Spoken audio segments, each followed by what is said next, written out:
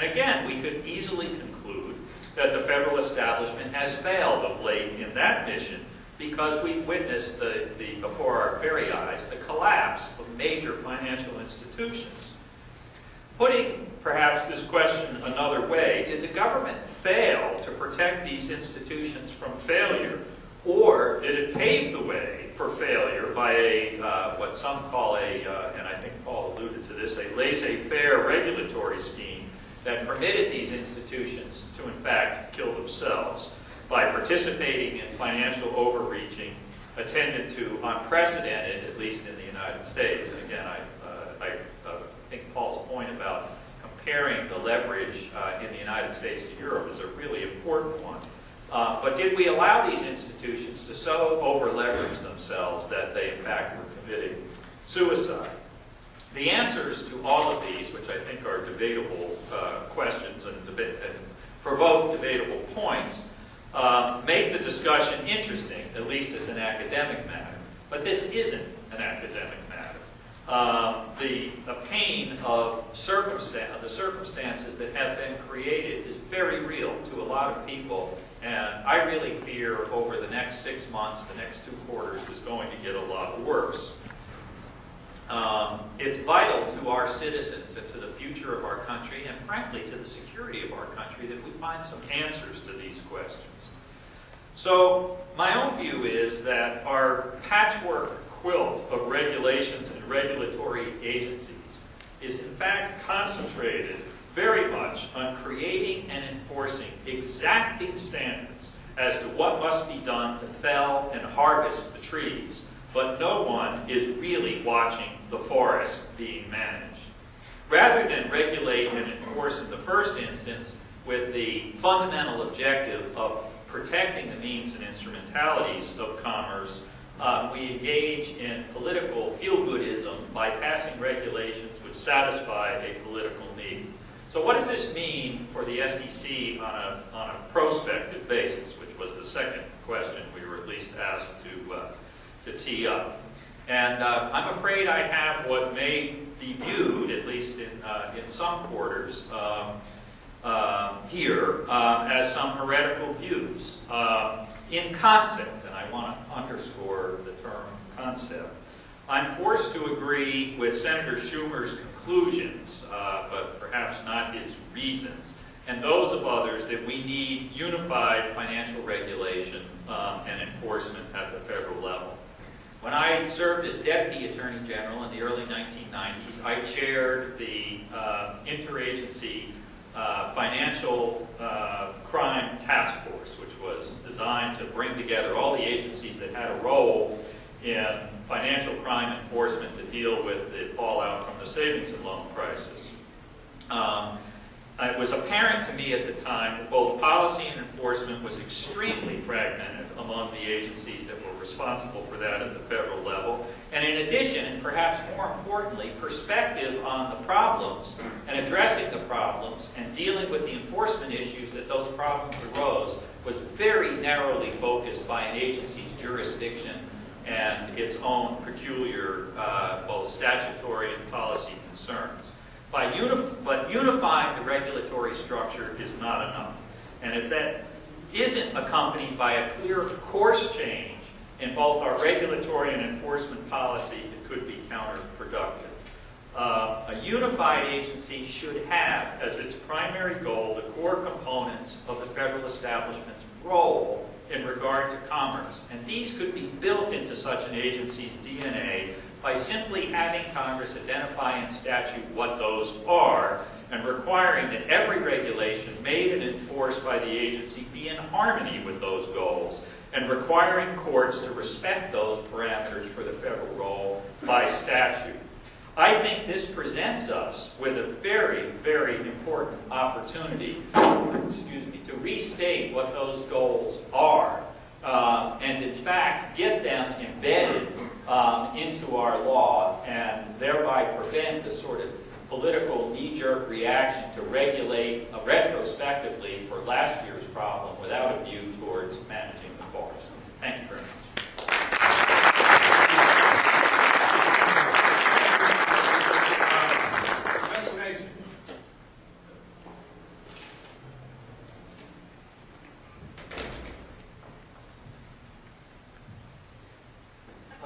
First, let me say it's a great pleasure to be here. This really is. People always say this, but in this case, it actually is true.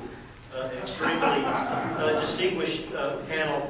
I do want to indulge myself in something I've wanted to do for quite a while, which is to say that particularly single out Paul Atkins. I'm a longtime student of the SEC and a student of the SEC both as an administrative agency and as a bureaucracy. And to quote, to kind of steal a little bit from Federalist 10, Madison, of course, is right that enlightened statesmen are not always at the helm. Paul Atkins shows us that sometimes they actually are at the helm. Unfortunately, I had to share the tiller with some less enlightened folks, but I really appreciate your work in Washington, and now that you're no longer in a position to subpoena me or anything, I feel as though I say that. I can say that. So let me talk. What I'm going to do, consistent with sort of my general approach to the Securities and Exchange Commission, is to first talk a little bit about my perspective, and then make within about a minute each some discrete points about what I think is going to be happening in the future and what is appropriate. So when I say that I study the SEC as a bureaucracy, what I mean is, as many of you know, to what extent is it subject to capture by its constituents? To what extent is it motivated by concerns about its budget? To what extent are people in the SEC motivated by their own professional career concerns of going to work in law firms or investment banks? And to what extent do those kind of public choice incentives cause maybe the agency to behave in ways that are inconsistent with the publicly articulated general purpose justifications for the agency? And I'll just make one point about that, which, because of the time, just to say that until today, just as a matter of fact, every time we've had a problem in the markets for which the SEC might, justifiably or not, be blamed, the ineluctable reality is that this has led to an increase in the SEC's budget. We may all recall when Eliot Spitzer was the Attorney General of the state of New York, he really attacked the SEC vociferously and said that heads should roll at the SEC. A lot of people the SEC were incompetent, and the SEC took maybe more than its share of blame for the accounting crises, the market timing and late trading problems, and a variety of other, the price fixing among securities firms and the odd quote scandal. But despite the tremendous amount of complaints about the SEC's performance, with each crisis their budget increased dramatically, and the Enron year actually brought a doubling in the size of the SEC's budget. Now, what's interesting about this, from the standpoint of kind of what we're supposed to be talking, what's the future for the SEC? For the first time, people seem to be different for three reasons that predate the crisis. One is that the SEC has been subject to much greater criticism than ever in its history. Not only Eliot Spitzer, but lots of people have been charging about its incompetence. For the kind of marquee regulatory agency in the United States, this is quite a come down. Similarly, for the first time, and I think this is actually unjustified, the SEC has been charged by other government agencies with corruption, really, of allowing certain regulated entities to have favored access to certain enforcement division officials. And that also has hurt the SEC's political strength as an agency. And then we also had, and this to me is the most shocking of all of this litany, we had with the original Paulson plan, before the market crash, Henry Paulson, Secretary of the Treasury, had a blueprint for reform of the financial services industry, a great consolidation, which actually called for the eradication of the Securities and Exchange Commission as an independent administrative agency to be tucked into the Treasury and other parts of the federal bureaucracy. And the idea that this could happen with cadres of SEC alums populating Wall Street, extremely loyal, fan club, the SEC Historical Society, and other institutions, that this really is a low how the mighty have fallen story. And I'm not going to say that history will necessarily predict the future in the sense that I'm not sure the SEC is going to come out of the latest round of problems with the same amount of, increase in budget and increase in salaries, better jobs, etc. Now, turning now to the core question of the panel, I think it's a great question. Is the SEC to blame for the financial crisis? And what I want to focus on is the fact that in order to be able to blame somebody or something for a bad outcome, then we have a couple of preconditions. One is that entity must have some sort of responsibility for preventing the outcome. And second is that that market participants, people in the public, must have somehow relied on that entity. Did we rely on the SEC to keep us out of trouble? And the critical thing, the most important thing, point that I want to make today is that, no, of course the SEC isn't to blame. To blame the SEC for this financial crisis would give the SEC far too much credit. That would require us to take the SEC far more seriously in a way that it deserves to be taken. Because the SEC and the other panels have alluded to this, can't really be thought of as keeping markets healthy, but even the task of regulating debt equity ratios, of looking at these really responding to sort of the red flags at Bear Stearns that so many people point to, I think is asking quite a bit too much. At best, the SEC is a consumer protection agency. It should protect small investors. It has failed at doing that, but that doesn't necessarily mean that they caused this financial crisis. We would not have this financial crisis, however, if the SEC had done its job in the following way. We have in the securities industry, if somebody's buying a share of stock, if we had simply applied, or if the SEC had maneuvered to apply the same protections in the form of the Know Your Customer rule, the suitability rule, the shingle theory, we applied these self-same protections, not just to people buying 100 shares of stock in Microsoft, but also to people who are getting subprime mortgages, people in the mortgage markets who are getting these pick-a-pay mortgages and negative amortization mortgages.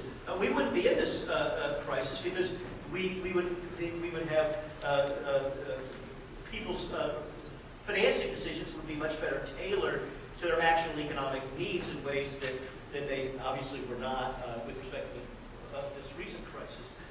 Finally, I just want to say a word about Enron. We haven't talked about Enron, and I just want to say in my last minute a couple things about it. Number one, most importantly, Enron was a trading firm. If you remember, all of our friends on the left, when Enron was in financial distress, they said, how did we allow this venerable utility, steady-state industry company to morph, unbeknownst to us, into this massive investment bank?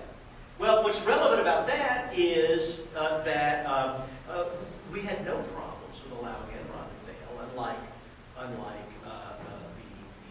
the 9 financial institutions in which the Treasury's bought preferred stock, and unlike, obviously, Bear Stearns. If we could let Enron fail, which was really functionally in our economy no different than these other firms, then this too big to fail, too interconnected to fail story, I think, loses a lot of its force. The second thing, and I'll stop with this, is if you look at the litany of problems that Enron presented, and you say, this is why we had this massive federal regulation with Sarbanes-Oxley, they were mark-to-market accounting. This was Jeff Skilling's great achievement at the SEC. valuation of assets rather than discounted cash flows, lack of financial statement transparency, too much leverage, rules versus standards accounting, internal controls, the famous 404 of Sarbanes-Oxley, risk management, problems with credit rating agencies and analysts, that if you go just read your way through the Sarbanes-Oxley Act, the public policy problems, the problems of excessive risk-taking, that Sarbanes-Oxley, the problem of internal risk management, that Sarbanes-Oxley was directed to solve, obviously weren't solved because those are exactly the same problems that we're seeing being blamed for today's crisis. So thank you very much. I look forward to it.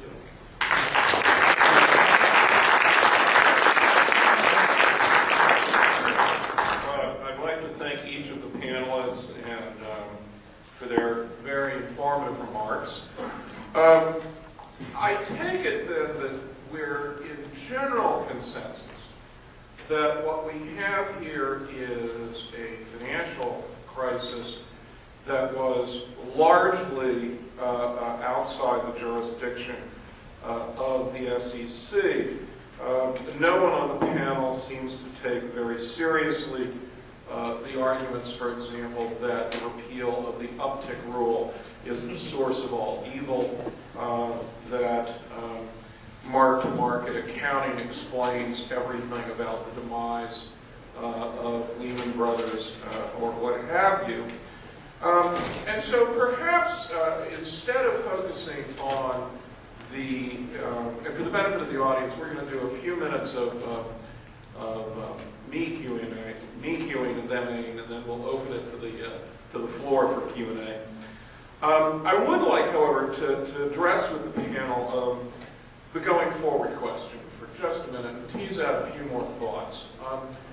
My good friend Larry Brinstein is a professor at the University of Illinois College of Law, wrote a wonderful little article called Bubble Laws, in which he goes back and he looks at asset bubbles through history, going back as far as the South Sea bubble. And he finds that consistently the bursting of an asset bubble results in what he calls a bubble law. Of course, the very first bubble law having been passed to solve the South Sea bubble crisis. And he remarks, I think quite correctly, that bubble laws have two characteristics. First, they tend to fight the last war. That is to say, they are addressed to the economic problems of the past bubble and therefore do little to anticipate where the next asset bubble will come from or what problems it will create. And secondly, they tend to restrict market flexibility. They tend to discourage entrepreneurship and the like. What will the bubble law of 2009 look like? I think there is almost certain to be a bubble law, and I would be interested to know if any of the panelists disagree with that prediction, that there's going to be something that comes out of this. And if so, what might it look like? Now, Mr. Terwilliger gave us a very interesting possibility, which is that of unified financial regulation. And that's really what I'd like the panel to briefly address before we open it to the floor. Mr. Terwilliger, if I could get you to just elaborate on a couple of things. You suggested unified financial regulation, and by that do you mean how much of the alphabet soup of Washington financial regulation do you anticipate stewing together? We have the SEC and CFTC. To me, I've never completely understood from a policy perspective why they were separate agencies. And indeed, I will suggest to you that I think a litmus test for how serious the Democrats are about reform is whether or not there is serious consideration being given to merging the SEC and CFTC. Because what that would require would be the old moles in the committee chairmans, either in ag or financial services. Somebody's going to lose control of an agency, right? Do you anticipate the SEC and CFTC merging, or are you also talking about bringing together not only the securities side, but also the banking side with Fed, OCC, and the FDIC, and having one sort of super economic regulator? And relatedly, do you also anticipate preempting state laws such as the Martin laws, the Blue Sky laws? Do we want to continue to have a situation in which, for example, Elliot Spitzer of Mayflower Hotel fame, or his successor Andrew Cuomo, can basically try to run the national economy using some 19th century New York statute? Can I get you to just elaborate on that briefly? Sure. I'll be glad to briefly answer a question that would require a couple of hours to really answer substantively, Steve. But and that's the task of any great litigator such as yourself. That's right. Which is no doubt why I'm on the panel. I think realistically we can only at this point address that in the broadest possible strokes, but you've really outlined it to my mind. I think that it requires some pretty careful and studied analysis before we do make major moves like that. And I want to really underscore, if I may, the importance in terms of, if this is part of the bubble law that comes out of this one, of really hoping that there is a bipartisan, substantive approach to this, and that politics and gaining some incremental and I think rather temporary political advantage isn't what drives this train, as has so often been the case. It does make sense to me that the regulatory structures and the enforcement structures that govern the financial community, if you will, ought to mirror what actually goes on out there in the real world. And thus, having the agencies that regulate the securities markets, which include the SEC and the CFTC, join, does make sense to me, to put the securities agencies under one umbrella. Likewise, there is at least superficial appeal to having the banking agencies be under one umbrella, although that may require some redefinition to reflect reality of what the FDIC's role is beyond merely being the insurer of bank accounts. The state law question is certainly politically more difficult, but also this circumstance may present an opportune time to address that. And without casting aspersions on any particular individuals you may or may not have mentioned, and I did notice that you left the infamous district attorney from New York County out of your litany. The fact of the matter is that there is rivalry, and including political rivalry often, between some of the state authorities and the federal authorities to be the first to jump on this bandwagon. All that being said, however, I think we all can easily recognize that a lot of the market itself overlaps, particularly since the repeal of Glass-Steagall. Goldman Sachs is now a regulated bank holding company, which is going to fundamentally change the way it's regulated. And I really think we ought to hear, not from the people whose ox would currently be gored, but really from the academic community and some people who really understand the practical effects of regulation. Finally, let me, since you tossed this one to me first, try to just reiterate the point I made at the end of my remarks earlier. I think this is a golden opportunity to return the purposes of federal regulation to the core purposes that the federal establishment exists to serve in regard to commerce. And that is by promoting commerce, by protecting the means and instrumentality of commerce, and protecting the institutions that are necessary to the flow of commerce from fraud, both externally and internally. If we start from the premise that that should be the objective of this whole regulatory environment, I think we will wind up with something much better than we've had to date, and perhaps quite different. Thank you. Just on the state issue, many of you may know I blog at a website called www.professorbainbridge.com, And one of my earliest blog posts was entitled, "Can you be a competitive Federalist and still want to put Eliot Spitzer out of business?" And the answer I gave was an affirmative one.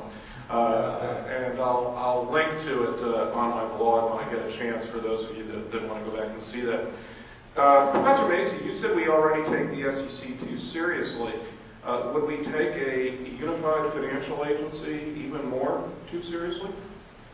Not quite grammatically correct, but... No, that's a very good and fair question. Just to allow myself to clarify, we can think of the SEC playing, to some extent my analysis would also apply not only to the SEC, but to the credit rating agencies. People say, gosh, the credit rating agencies did a really lousy job in rating all these CDOs, these collateralized debt and mortgage obligations, and so maybe they're to blame for this crisis too. It's a non sequitur, because if you look at the prices at which these assets traded, the market discounted heavily the high AAA ratings that these securities really got. People didn't take it very seriously. I'm in favor. I completely agree with this idea of consolidating. But why is it that we want to consolidate? The reason we want to consolidate regulation is to make it rational, to have similarly situated competitors regulated in comparable ways. But so all the arguments that are made for rationalizing our patchwork quilt of regulation, many of them I find amenable, but it's not addressing the financial crisis. The only way to address the financial crisis is to cause the firms that are and the individuals who are taking big risks and getting big rewards. This is exactly Professor Kitch's point, to internalize the costs associated with taking those risks and getting those rewards. And so we don't do that. We're running away from that. And I don't think that moving to a single regulatory agency would do much to correct that problem. In fact, so I don't think it would be. My short answer to Stephen is no. I don't think it would help. Professor Kitch, you defended the SEC against accusations that it had been responsible for the financial crisis. Would you defend it from efforts to merge it into a single unified financial regulator? Well, I'd have to see the proposal. The idea, of course, is modeled on the structure of the English regulation, which has not done any better in this particular crisis. Let me speak up a bit for Chicago. You can argue the CFTC the statute has played an important role in introducing to world financial markets very important instruments that probably would not have been introduced or introduced as quickly if the SEC had exclusive jurisdiction. There's been regulatory competition between the New York and the Chicago markets, and the CFTC is a structure that gave the Chicago markets freedom to experiment and innovate. The problem with the unified master regulator, and if you're going to go that way, that it could include banks, query, why shouldn't the financial regulators control the criminal side of the enforcement of their statutes rather than have that go off to the Department of Justice? If you create this super regulator in possession, sort of sitting astride the whole industry, including the banks, which logic would suggest, because they also are techniques of financial intermediation, and you gave it the full range of powers, I think it would lead to a lot of rigidity.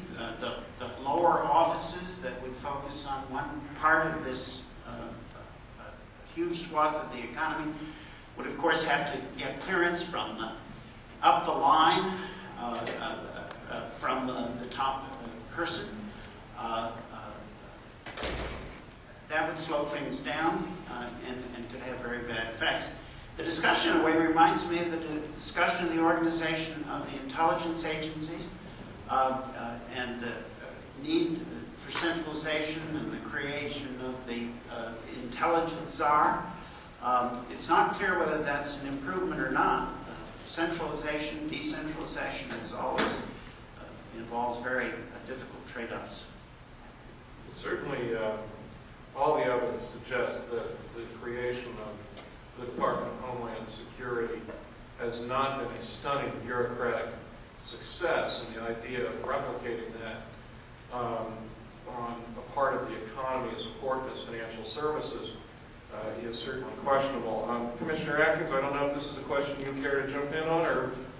No, I think it's clear there will be restructuring, there will be some sort of law that comes about. I agree with George and others about some of the dangers that are coming up. When you look at what the SEC is overseeing now, there are, as George said, there are no more large international investment banks anymore. They're either out of business, or they've been acquired by bank holding companies, or they themselves have become bank holding companies. So with an FSA-type entity in the U.S., would that work? I mean, the blueprint that you alluded to, sets out 3 different regulators, and the SEC would morph into sort of the cost of culture of business or type of regulator. But I think the simple merging of the SEC and the CFTC, might sound appealing, but it has a lot of issues to be resolved. There's culture issues. CFTC regulates mainly on the financial services side, institutional marketplace. SEC is more regulatory, more retail. There are global issues. Some of the problems, like for example, CDSs, they were mainly booked in London, not in the U.S., because of capital issues here and other compliance issues. So the investment banks didn't overseas, so you have an international component here. You look at Lehman Brothers. I think that was, that was. It's too bad, obviously, that it failed. That really was the catalyst for the current problems, I think, for a lot of them. But there was an international component. Most of the problems were that the FSA was not willing to step in and guarantee some of the things that were booked in London. So we have other issues that will come up in any sort of rejiggering of the laws. Like, remember Stone Ridge? That's a case that the Supreme Court decided just about a year and a half ago.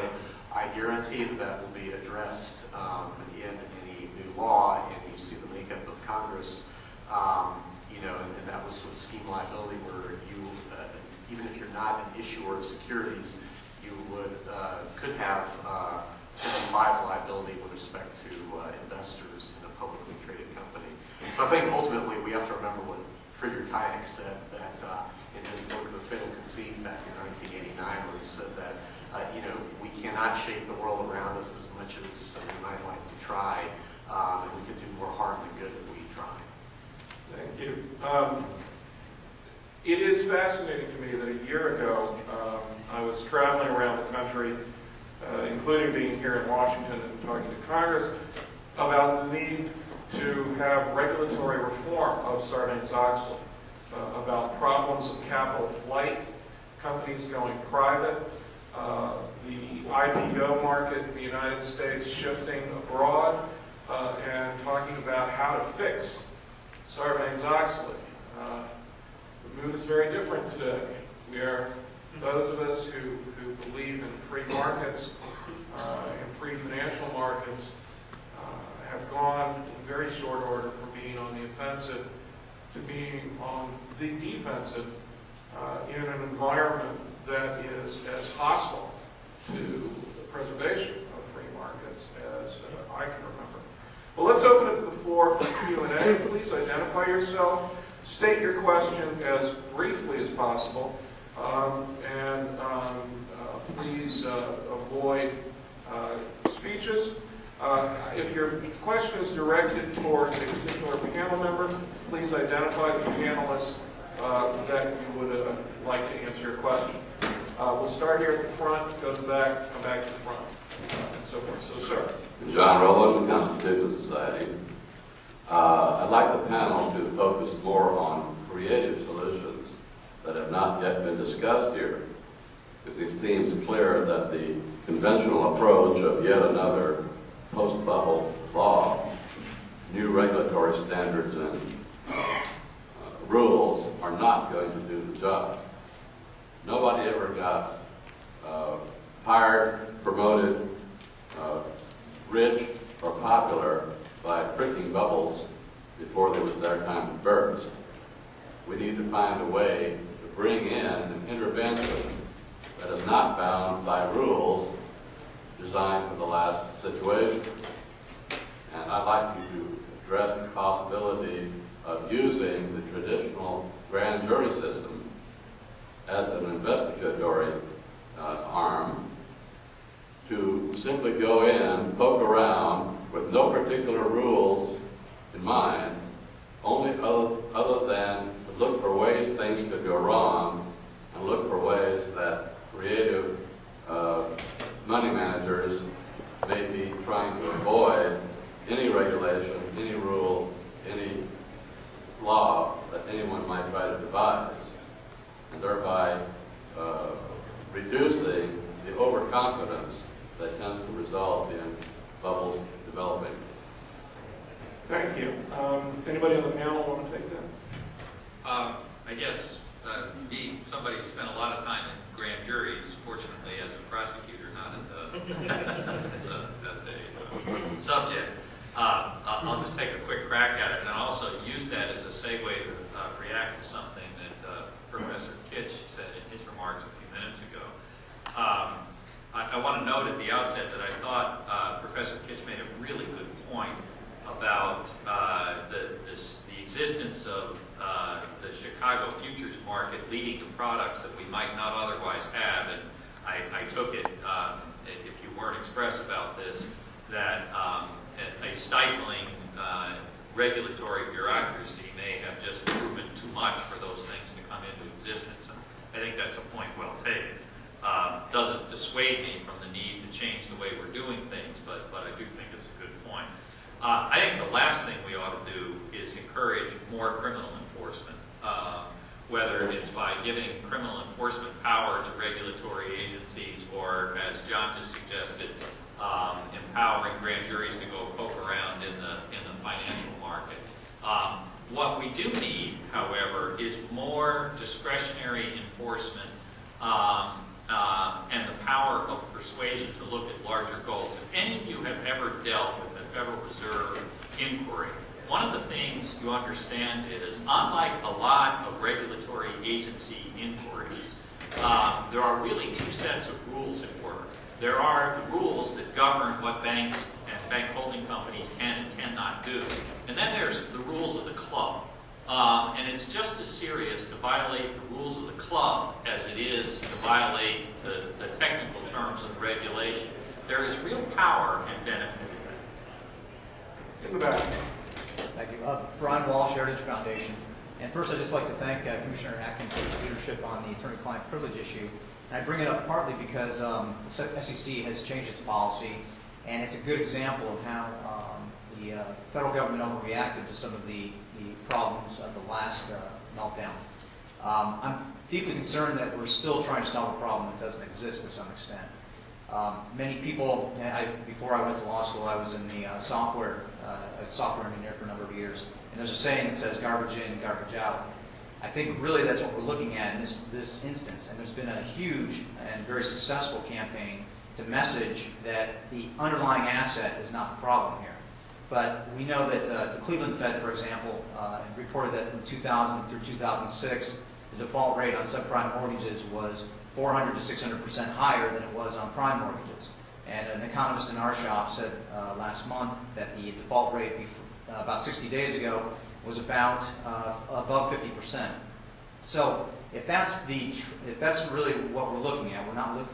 We had a meltdown in tech stocks. We had a meltdown in telecom, both of which had something to do with violating the fundamental principles of what an asset should look like and whether it's a sound asset.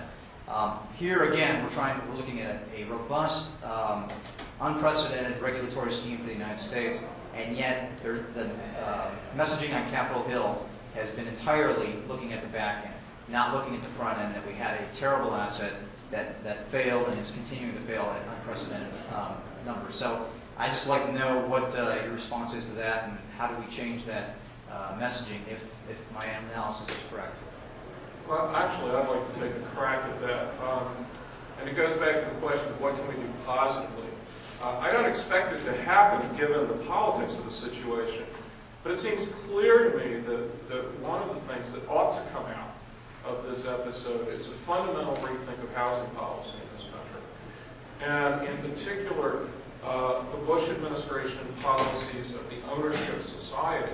Home ownership peaked under the Bush administration.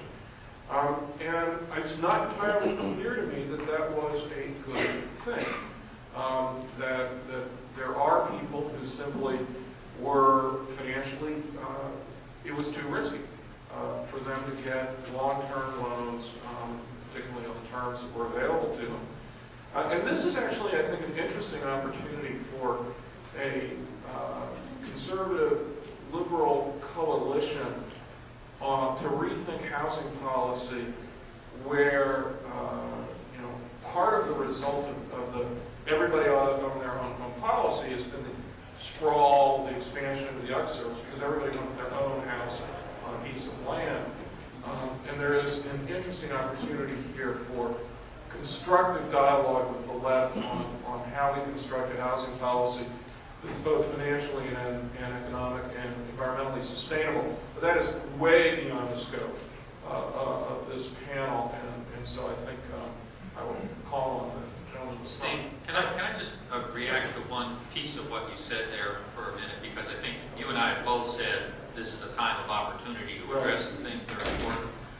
One of the reasons I was particularly honored and gratified to join a panel, I would call in this category, but of such distinguished academics here, is because I think it's critically important that the people who have the time and the inclination and the ability to sit and actually think about these issues be heard in this, because there are many people in this room and in the Federalist Society who have watched the sausage be made. It is an ugly, unthoughtful process, and these are critical issues to our future. So I really encourage that. I know it is beyond this discussion, but as you say, but it is really important that you and your colleagues be heard on these things. Well, I log on with some regularity up front. Andy Redley, seems to me multiple hedge fund managers publish pieces about the provision of financial service firms, including basically all of them, signed and disclosed that they had an interest. The regulatory sort of response seems to be a great deal of concern about their motives, whether they might be manipulating markets and not about the substance of their arguments, particularly when they're putting forward that public companies have inaccurate financial statements. Would not a much better regulatory regime that focused on speech and disclosure and actually encourage that kind of thing be a better regime? And I tell you, the SEC is completely unhelpful on questions of disclosure. You tell them, here are companies' financial statements, here's what we think we should know, here's what we think are sort of material questions that are in there, and the company won't put out an 8K. Would you be helpful? No. Well, I mean, I could, a lot of this comes down to the fear of litigation, and until we really have litigation reform in the country, it's going to be a constant problem because people are afraid to speak out and to say things that can be, then the whole pamphlet of rules would have to do with, what you can say before, during, or after a public offering, Reg FD and others, all in digital. So it seems that most of the regulation is directed, or much of the regulation is directed at limiting speech, control of speech, as opposed to sort of disclosure of your interest in the substance of argument. As long as you disclose sort of your interest and it's signed, should not the SEC be encouraging speech and be encouraging disclosure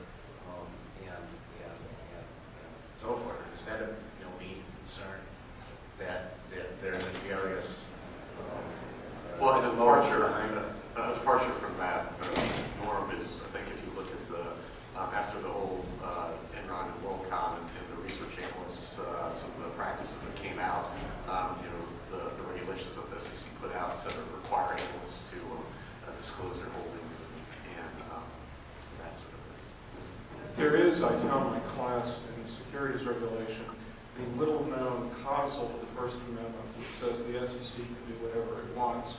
John, Ed, would either of you like to address the question? I completely agree. Stephen, I would say it's probably not little-known codicil, but it's certainly codicil.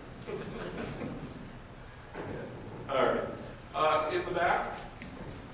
Mike Francello, Morrison & Forster. I was at a conference about a month ago where there was a panel that discussed likely regulatory changes coming out of this. And the predominant view there seemed to be that it was more likely than not that we would move either to an FSA-style single regulator or to, I think it was referred to as a Twin Peaks regulator, the Australian model, I think it was, that where you have one agency dealing with consumer protection issues and the second dealing with sort of the standards, practices, the way that the firms themselves operate.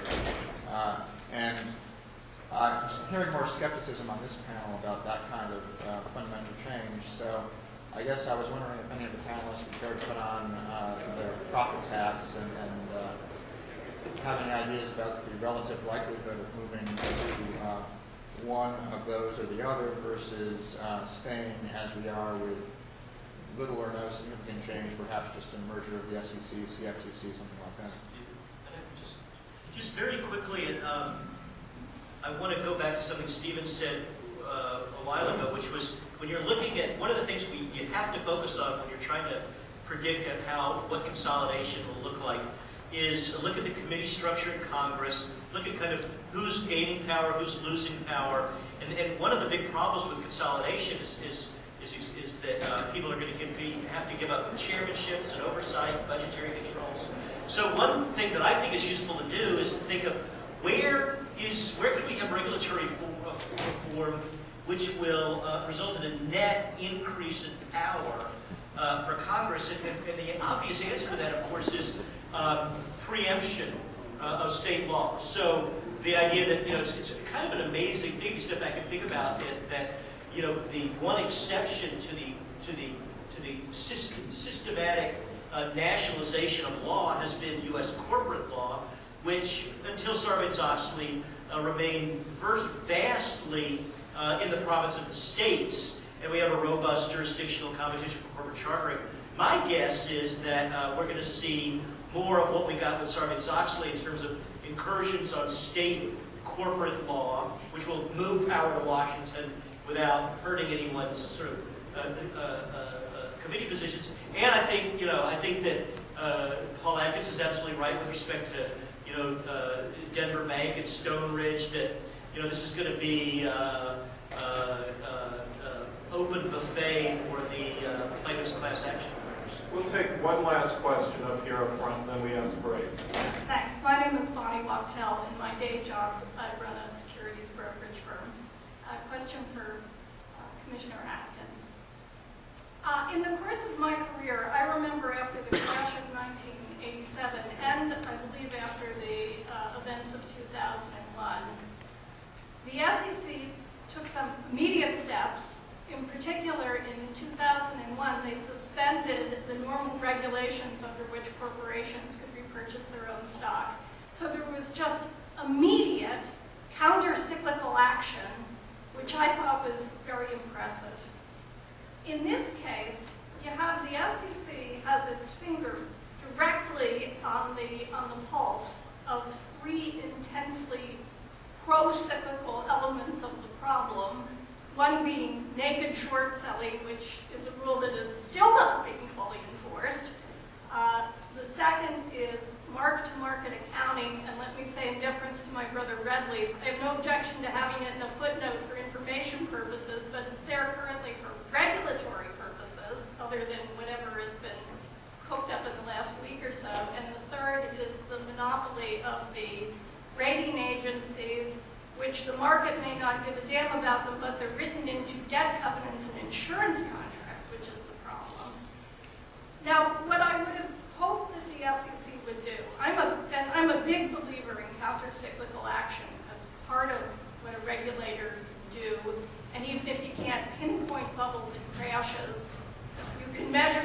standard deviation or in some independent, unbiased way and be counter-cyclical in your regulations. I would expect the SEC to have had some crisis management team here to act very quickly, to be moving in that direction, to be changing things, boom, because they see some magnitude of the problem led by the Fed. And I'm just wondering, is that happening and I'm not seeing it? Can that happen? Any hope for that? That's just under the current structure. You don't have to put everything together even preemptive days. And Paul, I need you to answer that in crisis management speed mode. In 2 seconds, yeah. Well, there's a huge amount, obviously, to talk about on that. I have a lot of confidence in some of the folks there at the SEC, and they, for example, they did do they similar to after 9/11, when they did allow corporations to buy back stock here during their current recent crisis back in September. I think they had a rule that came out to allow that. Then, with respect to naked shorting, that's a huge issue, and I agree with you. I think there were some steps that I thought they were going to take immediately when I left the commission. Unfortunately, they didn't get done. But for example, I think to actually have a penalty if you borrow and then the stock and you don't want to pay for it, you sort of kick the can down the road. That sort of thing, which is allowed to go on, is a problem, and I think that fosters some of the issues. But so the ad hocery of, for example, outlawing shorting completely in the marketplace created a lot of panic there in September, caused a lot of problems for hedge funds, and exacerbated the volatility in the marketplace. So it's a huge issue. We'd have to treat it some other time, but I agree with your sentiments. Thank you all very much. I would first like us to single out for special thanks Commissioner Paul Atkins, not only for his excellent participation in this forum today, but also as an opportunity. As John Macey said, he has been an exceptional SEC commissioner and a powerful voice for free markets and competitive markets and American competitiveness during his time in the commission. And I'd like us to single him out.